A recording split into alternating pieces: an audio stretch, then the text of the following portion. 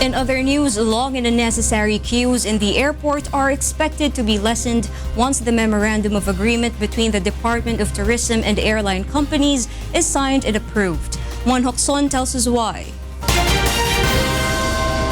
Major airline companies have agreed to the integration of the terminal fee into departing passengers' airline ticket payments. This transpired during the consultation meeting attended by officials of the Civil Aviation Authority and airline executives. Under the plan, the domestic passenger service charge, commonly known as terminal fee, will be collected by the airlines as part of ticket payment. This is pursuant to the agenda of President Rodrigo Duterte to fast-track the processes and systems in the government.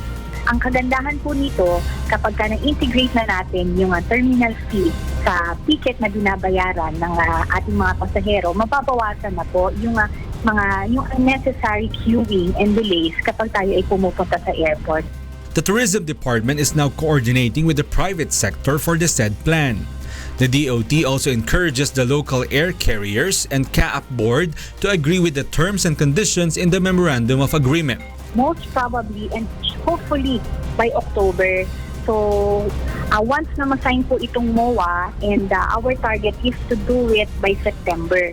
So bibilang lamang po tayo ng 30 araw at pagkatapos po nun ay gagawin na yung IRR at pwede na po natin siyang implement. Local carriers include Philippine Airlines, Cebu Pacific, Sea Air, Skyjet, Air One, and Air Asia.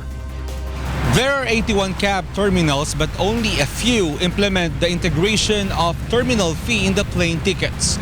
Once the MOA is approved, it will be fully implemented in all the airports in the country. Mon Jocson, UNTV News and Rescue, Quezon City.